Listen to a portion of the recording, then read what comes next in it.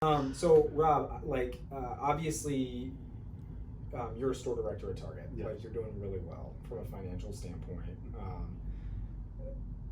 Can you walk me through your journey a little bit at how you got to where you're at? Start with education, where you grew up. Yeah. So growing up in inner city Detroit, I come from a Rum family household, primarily all my life. Yeah. Tight knit family, but no one has crossed the threshold of graduate from college. So I'm the first person in my family to graduate from college. I'm the first person in my family to do things quote unquote the right way, not have children out of wedlock, not put any burdens in front of myself that will prevent me from reaching some of my goals. So education wise, my goal for my parents were simply graduate from high school. Yeah. That was the bar. Graduate from high school. If you graduate from high school, you're somewhat a success story. Coming from a single parent, raising 4 boys, and her herself having to quit school in 10th grade to raise four boys. It already started me out behind the 8 ball. Yeah. So then you growing up through a school system that is extremely underfunded. Classrooms are overcrowded, and when other schools and other districts outside of my neighborhood where I grew up was learning how to use computers, Windows 95, 94, whatever that may be, I was just not learning how to use a typewriter. Wow.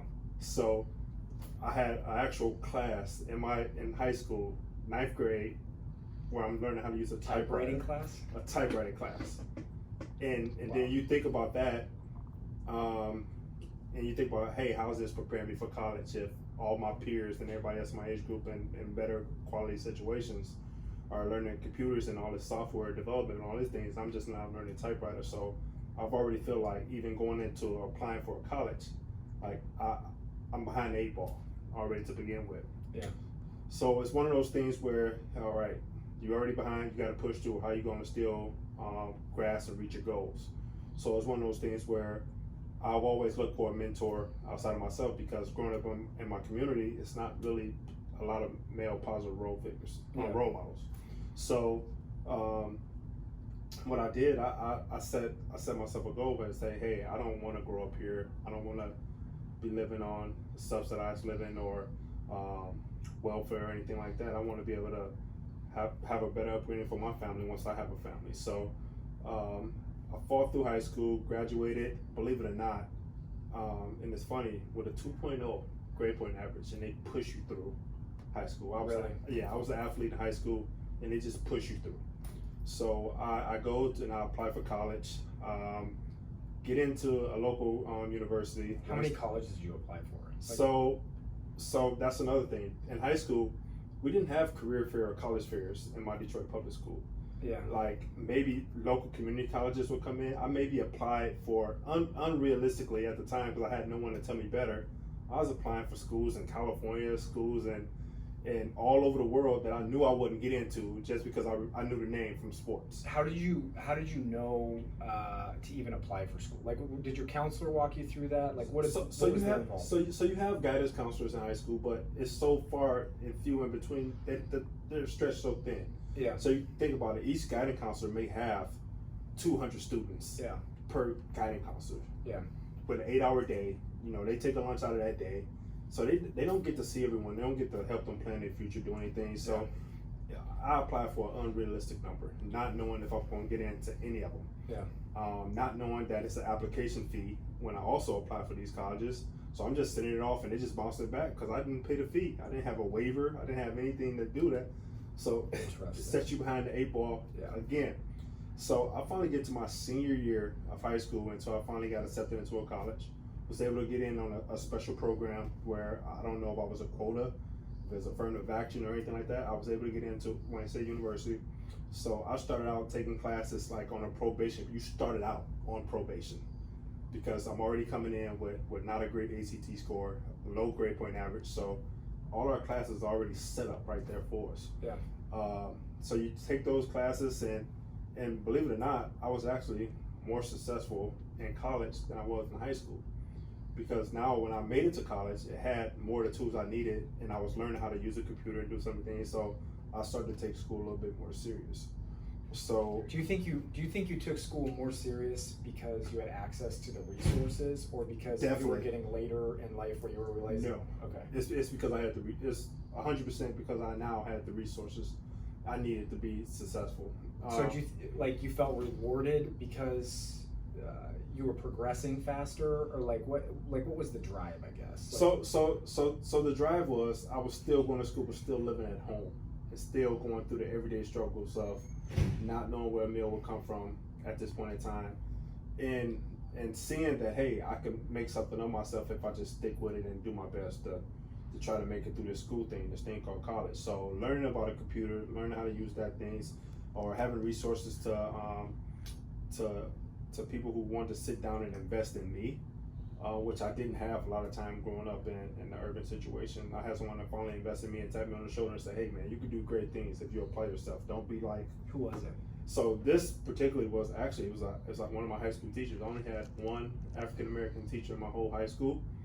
And it was a gentleman by the name of Mr. Crawford. And he used to to this day, he's probably one of the most important mentors I've had in my life, because he saw something in myself that I didn't see. And he tried to get all the males in my high school, believe it or not, to go to college. And then he wanted us to all go to his university. Yeah. But that invested interest, he always stuck with us and kept that relationship going. So inner city, probably most of the classes is minority students, probably majority black, right? Oh yeah, definitely. And white teachers. Mm-hmm. What do you think the impact was of that? I think it was, to be honest with you, it was a job for them. They had no investment. They were not investing into the students, and I can't 100% say it's because of our race, or the neighborhood that we grew up in, but it was just a job. They came in, punched the clock, pushed you through. My 9th grade report card, I had all F's and 1 D. Yeah. And in our orientation, opening orientation for high school, I would never forget this. Dean of Students said this: look on your left and look on your right. I 100% guarantee one of these people will not be here with you when you cross the stage. And he said that to an incoming class of freshmen. So already they set on the plate on the table that you guys are going to fail. At least one of you guys are going to fail to either side of you. So did they cycle the teachers a lot? So for instance, like my sisters are elementary school. They were elementary school teachers, and before they went to a richer school, they basically had to sort of do their time in a less funded school. Yeah, I'll believe that. Was it? Did they cycle the teachers a lot, or those white teachers that were they there for years and years? So both. We would get either the tenured teachers that's at the end of their careers, or the young pups that's just coming out of college that were just doing their first wave of teaching. Got it. Coming through. But either way, the most influential person in your life at an early stage, probably outside of your mom, was Mr. Crawford. Mr. Crawford, one teacher who one black teacher that you had. Yes. Okay. Yep. And to bring it full circle, I eventually got through my freshman year in college and said, all right, now I finally got the tools. I'm motivated to apply and do things and maybe move on to something better. So I actually applied to transfer to Michigan State University, which I ended up graduating from. I applied 3 times in a row and was denied each time.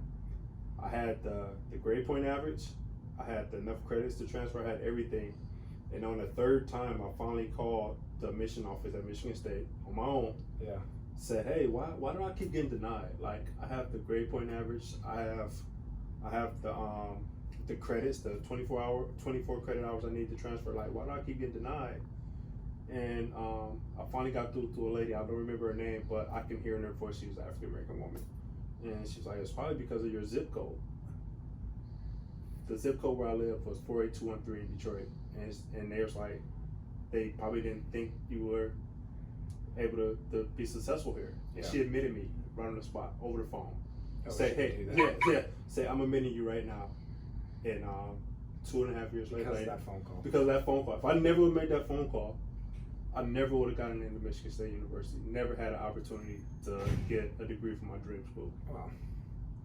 How many schools do you think you were denied for when you were applying out of high school? So you said so realistically, schools I really considered to get denied, maybe 9 out of 10 denied. Yeah. Straight denied off the bat. Yeah. The schools that, and my mom, go back to my mom, 10th grade education. I had scholarships to go play ball in other places. Yeah. But my mother wouldn't let me leave the state of Michigan. Got it. She didn't know better. Yeah. She didn't know better. Yeah. It was no one in my family until my generation that had the know-all, like, hey, this could be an opportunity for your son to do better, do better. It was, you ever heard the analogy of the crab in a bucket type thing? Yeah. Like, at some point, like, I love my mother to death, and I know she always wanted what was best for him, but she didn't know better to say, hey, let me push my son so he can go do this. So I had to do all that on my own. Yeah.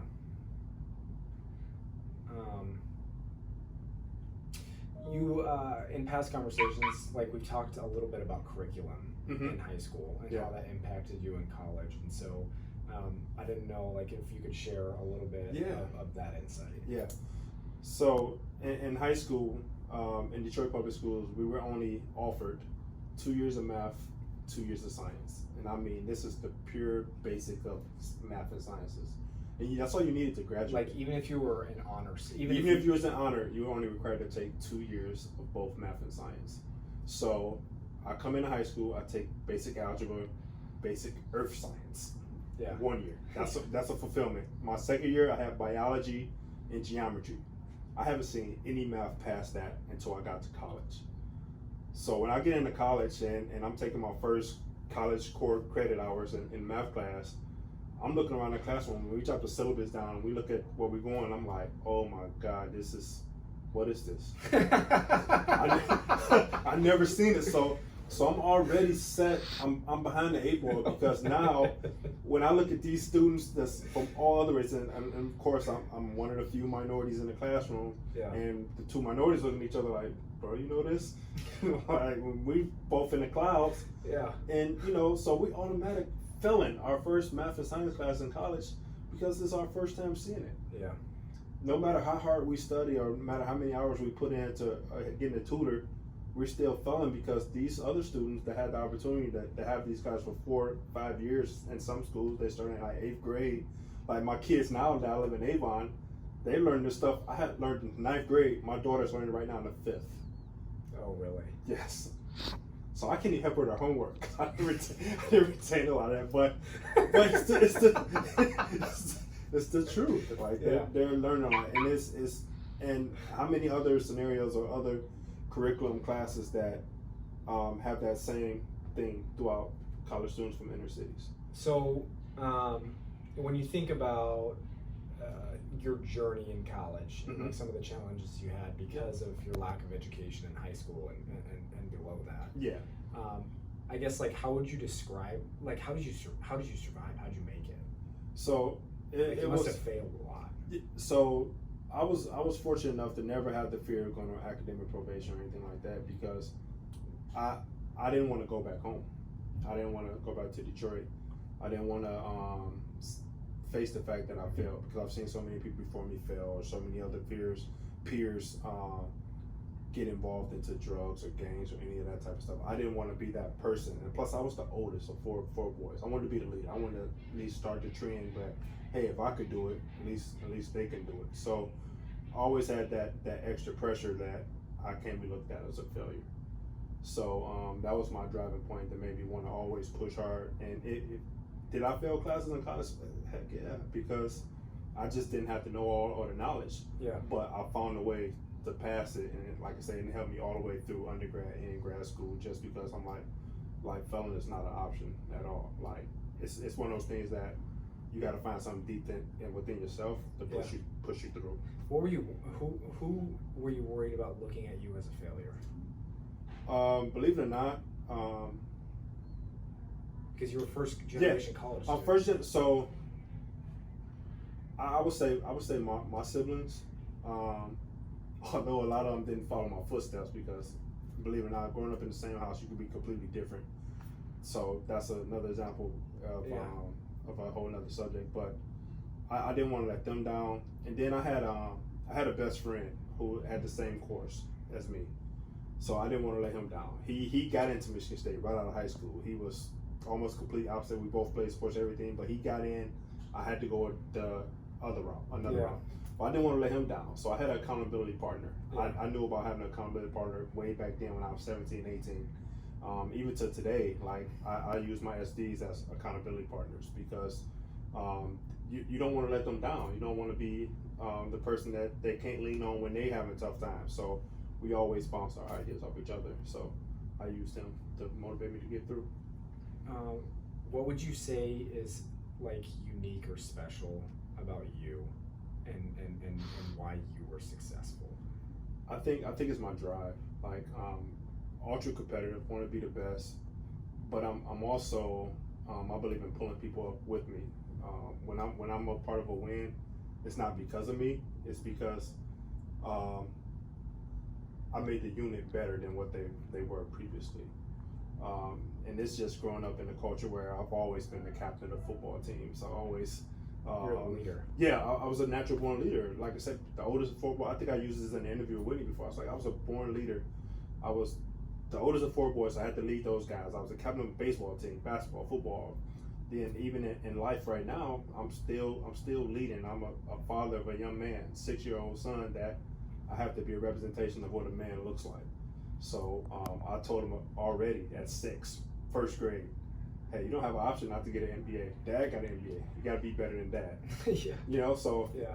You grow them and you rear them with those options that, hey, you're going to be successful. Expect greatness. Yeah, expect greatness. Yeah, don't minimize your life because you're taking the lazy way out. It's not going to always be easy, and you got it way easier, son, than what I ever had it. Yeah. So that's kind of my mindset with that.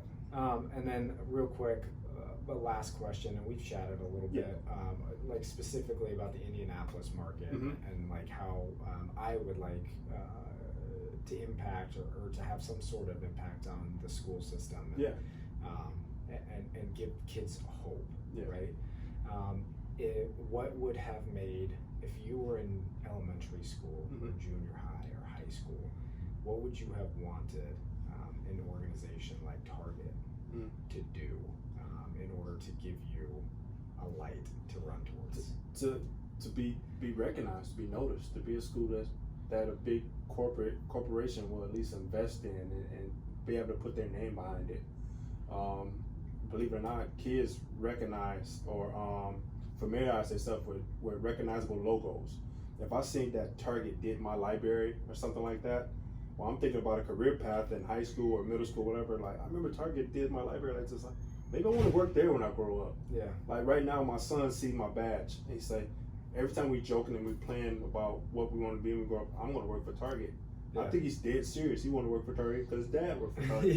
Yeah. But if you see that investment, and we recognize these students or potential leaders of tomorrow, that they do have an end game, that they can be a store director, DSD, and above.